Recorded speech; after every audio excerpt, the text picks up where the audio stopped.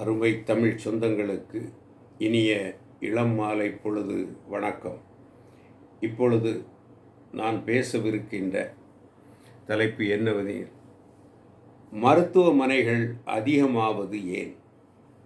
மருத்துவமனைகள் அதிகமாகிக் கொண்டிருப்பது ஏன்? இதற்கு காரணம் விவரம் புரியாதவர்கள் சொல்வார்கள், ஜனத்தொகை பெருகிவிட்டது. ஜனத்தொகை பெருகியது ஒரு காரணமாக இருக்கலாம். மக்கள் தொகை பெருகி வருவது, அதே சமயத்தில் மக்கள் தொகை குறைந்து வருவதையும், ரேட் ஆஃப் growth என்று சொல்வார்களே, மக்கள் தொகை பெருக்கம், அது குறைந்து வருகிறது என்பதையும் நீங்கள் மறந்துவிடக்கூடாது. முன்பெல்லாம் ஒரு வீட்டில் பார்த்தால் 5 குழந்தைகள் 6 குழந்தைகள் இருக்கும். ஆனால் இப்பொழுது என்ன, 2 இருந்தால் போதும், ஒன்றே கூட போதும் என்று சொல்லக்கூடிய அளவிற்கு மக்களுடைய மனநிலை வந்துவிட்டது. அப்படி இருக்கும் பொழுது எந்த அடிப்படையில் நாம் மக்கள் தொகையை குற்றஞ்சாட்ட முடியும்? இல்லை. அதே சமயத்தில் மருத்துவக் கல்லூரிகள் அதிகப்பட்டு விட்டது. டாக்டர்கள் நிறைய பேர் வந்து விட்டார்கள். டாக்டர்களை பற்றி சொல்லும் பொழுது, மருத்துவர்களை பற்றி சொல்லும் பொழுது, அவர்களுக்கு வேலையின்றி, அவர்களுக்கும் வேலையில்லா திண்டாட்டம் வரக்கூடிய அளவிற்கு மருத்துவர்கள் அதிகப்பட்டு விட்டார்கள். ஆனாலும் மருத்துவமனை ஏன் அதிகமாகிவிட்டது? சற்று சிந்திக்க வேண்டும் அல்லவா? மருத்துவமனை அதிகமாவதற்கு காரணம் யார் எனில், மக்கள்தான், பொதுமக்கள்தான். அதாவது குழந்தை பிறப்பு என்பது ஒருபுறம் இருந்தாலும்,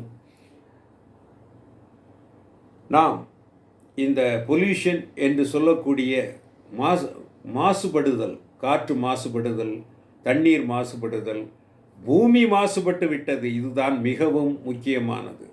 காற்று மாசுபடுதல் ஒரு புறம் இருக்கிறது, தண்ணீர் மாசுபட்டு கிடக்கிறது, பூமி மலட்டுத்தன்மையுடன் மாறிக்கொண்டிருக்கிறது என்றால் அது மிகையல்ல. என்னடா திடீரென்று பூமி மலட்டுத்தன்மையாக ஆகிவிட்டதா என்று இவன் ஒரு கேள்வியை கேட்கிறானே என்று நீங்கள் நினைத்தால் அதுதான் முற்றிலும் உண்மை. நீங்கள் நினைத்தபடி நாம் நினைத்த தாவரங்களை பூமியில் இப்பொழுது விதைத்து வளர வைக்க முடியுமா என்று சொன்னால், சற்று ஆழமாக சிந்தித்து பார்த்தால் நாம் நினைத்ததை எல்லாம் நினைத்தபடி வளர வைக்க முடியாது. அந்த அளவிற்கு அது செழிப்பாகவும் வளராது. என்ன காரணம் எனில், பூமி மாசுபட்டு விட்டது. பூமி மலட்டுத்தன்மை கொண்ட பூமியாக மாறி வருகிறது. அதனுடைய இயல்பான தன்மையை இழந்து விட்டது. இதற்கு என்ன காரணம்?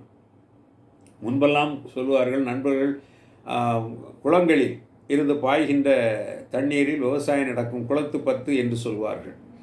அந்த குளத்து பத்தில் நடக்கின்ற விவசாயத்தில் நஞ்சை நிலங்களில் நன்கு தெரிந்து கொள்ளுங்கள், நெற்பயிரிடுகின்ற நஞ்சை நிலங்களில் கூடவே மீன்களும் வளரும். நன்கு தெரிந்து கொள்ளுங்கள். இதையெல்லாம் நான் சிறு வயதில் பார்த்திருக்கிறேன். அந்த வயல்களில், அந்த வயல்வெளிகளில் தண்ணீர் செழிப்பாக இருக்கிறத காரணத்தினாலும், அதில் சத்துக்கள், இயற்கையான சத்துக்கள் நிறைந்திருப்பதாலும் அதில் என்ன வளரும்? மீன்கள் வளரும். மீன்கள் அவர்கள் கொண்டு வளர்க்கிறார்களா? இல்லை. கெளுத்தி மீன் என்று சொல்வார்களே, அந்த மீன் ஆற்றில் வருகிறது. கெளுத்தி மீனோ நெத்திலியோ எந்த மீனோ வருகிறது, வந்து வயலிலே அது வளரும்.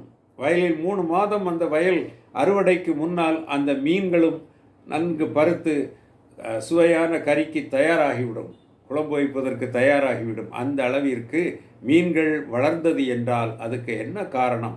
இயற்கையான உரம், நல்ல தண்ணீர், மாசுபடாத நல்ல தண்ணீர். இந்த இரண்டும் அதற்கு கிடைத்தது. அன்று யூரியாவோ பொட்டாஷோ காம்ப்ளெக்ஸோ எந்த உரங்களும் வயலில் போடுவதில்லை, வயலில் தெளிப்பதில்லை, பூச்சி மருந்து அடிப்பதில்லை.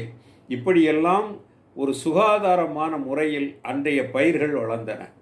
அதனுடைய விளைவுதான் மீன்கள் வளர்ந்தன. அப்பொழுது எவ்வளவு ஒரு சுகாதாரமான ஒரு காற்றோட்டம் இருந்திருக்கிறது, எவ்வளவு ஒரு ஆரோக்கியமான மனிதன் இருந்திருக்கிறான் என்று சொன்னால், ஆடு மாடுகளும் சரி, மனிதர்களும் சரி ஆரோக்கியமாக இருப்பதற்கு காரணம் அந்த ஒரே காரணம்தான். அதாவது விவசாயம் இயற்கையான முறையில் நடைபெற்றது. தண்ணீர் செழிப்பான தண்ணீர், தண்ணீர் சுகாதாரமான தண்ணீர், மாசுபடாத தண்ணீர், மாசுபடாத காற்று, இப்படி அனைத்துமே மாசற்ற தன்மையில் கிடைத்ததனால் அந்த பயிர் அருமையான பயிராக நல்ல விளைச்சலை, நல்ல மருத்துவ குணம் உள்ள விளைச்சலை, நோய் எதிர்ப்பு சக்தி கொண்ட விளைச்சலை இந்த மக்களுக்கும் ஆடு மாடுகளுக்கும் அது வழங்கி வந்தது. அப்படிப்பட்ட நிலையை நாம் தவறிவிட்டோம்.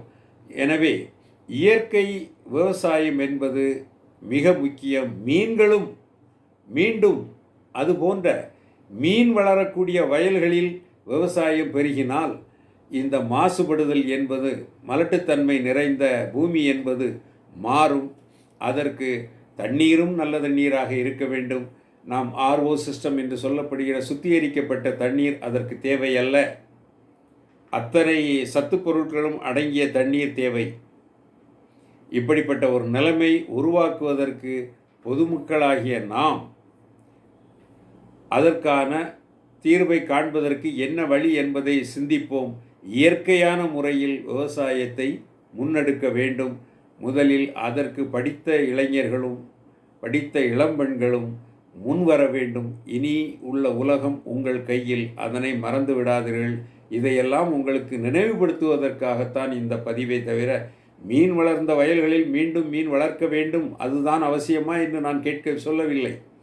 ஆனால் அதுபோன்ற நிலைமை வந்தால் மட்டுமே நீங்கள் வாழ முடியும், நாம் உயிர் வாழ முடியும். அப்படிப்பட்ட ஒரு நிலைமை இந்த நாட்டுக்கு வரக்கூடாது. மோசமான நிலைமை, மலட்டுத்தன்மை நிறைந்த பூமி கொண்ட நிலைமை நம்ம நாட்டுக்கு வரக்கூடாது. இதனை மீண்டும் பண்பட்ட பூமியாக மாற்றுவோம். நன்றி, வணக்கம்.